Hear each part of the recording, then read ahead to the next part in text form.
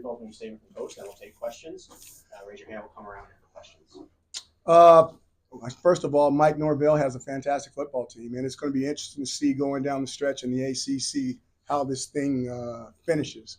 Us being 0-3 in conference, we're not going to be a part of that. But us being 4-3 and having an opportunity to finish our season strong, we're excited about having the opportunity after we get in the bye week and get some guys healthy, and hopefully get a whole bunch of people back so that we can make this final stretch and finish it with a fantastic season. Okay. Questions? We'll start with Emily in front and then go to Henry. Garrett was pulled early in the fourth quarter. Was that like just him being shaken up? I know he's taken some big hits, or was that a performance thing? No, the main thing is Garrett came down with food poisoning before the game. So, and he was extremely dehydrated. We were trying to keep him hydrated. If you even watched him, I mean, he just, at halftime, he was just all sweat and all that kind of stuff. And he had it coming out of everywhere.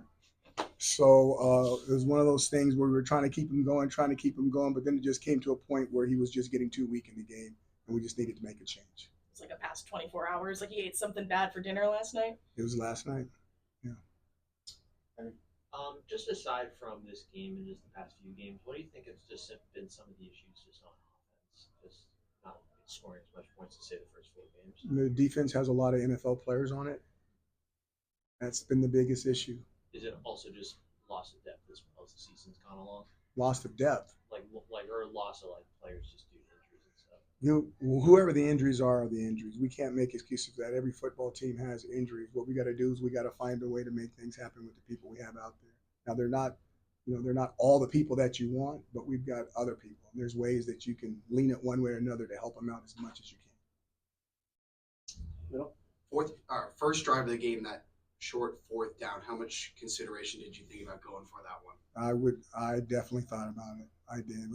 It was too early and too close, and I could just envision an explosive offense coming back. So no, I punted it. I think it was like the 30-something yard line, and it was like 1 or 2. Now we ended up doing, I thought, decent on short yardage, but I just didn't know what the picture was going to be right there. Stay in that row. Coach, you knew this 3-game stretch was probably going to be the toughest you had all season. How do the results compare to what you expected before? No, did not expect it to be this dominating, but I knew they were good teams. But when you play them, you really realize how good they are. Like I said in the last interview, I think on Thursday night, there's supposedly three number 1 draft picks on that football field, and I'm not sure. I've been on a couple of teams that's had that, so it was really impressive. Even watching them move around, their size, their speed, their quickness, they were dominating. Go back to Emily in front and then Sydney. Another 4th down situation, the 4th and 6, kind of deep within Florida State's territory. How much did you consider going for it there? And did anyone on your offense try to pitch you on let us stay out there? No, they didn't try to pitch me on making it stay out there, and I didn't think about it. Sydney in the second row. A quick turnaround going into a longer turnaround going into next week's game. How do you feel like the team can really take these last 2 games and start to develop, lessons from the losses? Biggest thing is healing. I mean, you get a bye, and the first thing everybody wants to do is practice them every single day, and you have to fight that. You have to really fight that. This is their only opportunity they're going to get to heal. It's really the only opportunity they're going to get a chance to go home and see their families on the weekend, which is important. Get around mom and dad and all that kind of stuff, and then get back here for the stretch. So we really have to restrain from going with your first instincts. Let them rest, let them heal, and get a healthy team coming back for the stretch. We'll go right here in WAR. What impressed you the most about Jordan Travis and Keon Coleman He today? really got out of some jams with his legs, and then we hit him a couple of times early. It didn't faze him. He got back up, got back in the pocket. He's a really good player. And if you said somebody else, all I'm thinking about is that quarterback. So you're going to have to ask the question again. Did you mention anybody else besides him? Keon Coleman. Is that the one that was making the moves and cutting back one-handed catch and then came down? Yeah. Looked like he was a gymnast or something like that. Yeah, God was showing off when he made him. That was extremely athletic. I do remember those plays. Florida State's offense before this game was 100% in the red zone, scoring every single trip. What do you think of those 2 defensive stops you guys had in the red zone? Our defense played with a lot of pride today, and things happen. And eventually, when you're going out there and you don't see touchdowns on the other end, there's no doubt that they can get down. But I thought they fought for the most part for the entire day. So I think that was a light somewhere in what happened today. I guess adding on to that, just like with the offense like sputtering, especially in the first half and second half, was it really starting to like wear on the defense? And could you see that on the sidelines? Yeah, but then you see LaQuint going for 100 yards against a defense with all those NFL draft choices in it, and watch this, and behind the offensive line that's not at full strength. So I mean, there was still some fight going on out there. I didn't see any quitting the guys. Go to Emily and then go second row. You mentioned LeQuint obviously having a 100-yard rushing game. Were you guys I planning? thought it was 100. Did he get 100? Yeah, I think it was like 110. Had you guys been planning to use him that much going into this game, or did it just kind of shake out that way? No, we saw some teams that could do some things running the ball.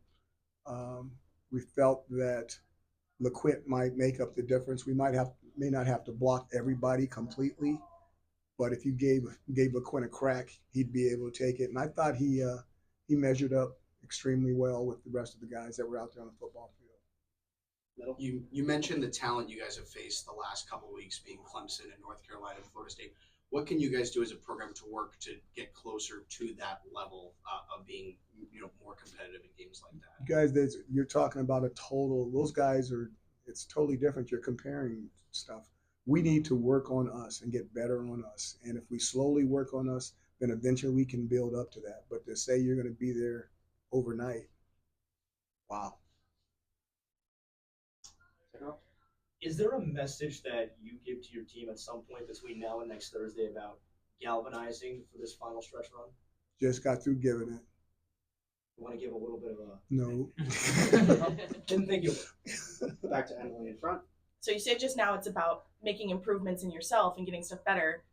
What needs to get better about this offense? Like obviously, like you have been playing against difficult defenses, but there are things that need to improve within this offense as well, correct? The things they're going to improve in the offense is the defenses that they're going against. All of a sudden, those passes, they're going to be knocked down where guys were wide open, and all you saw was the defensive lineman knocking the pass down without jumping to show you how long they are. Now those passes are going to go through, and we're going to find out if the receiver's going to catch the ball or not. But those receivers were open. You're going to see more time based off who the D-lines you're playing. The quarterback's going to be able to make more decisions, second, third, fourth decision. I'd be very surprised if the offense does not go back to exactly the way it looked previously. That's what I'm anticipating. Take a couple more for Coach if anybody's got them. Right here. There's a few number of penalties today. Can you talk about your team's discipline? You notice that she didn't bring that up. Yeah, I right. tweeted it. I tweeted it after that you guys had 0 penalties.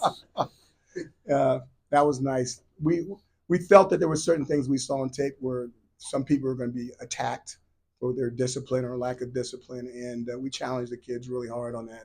They did a good job on that. Last question if anybody's got it. Everybody good? Thank you. All right, you guys.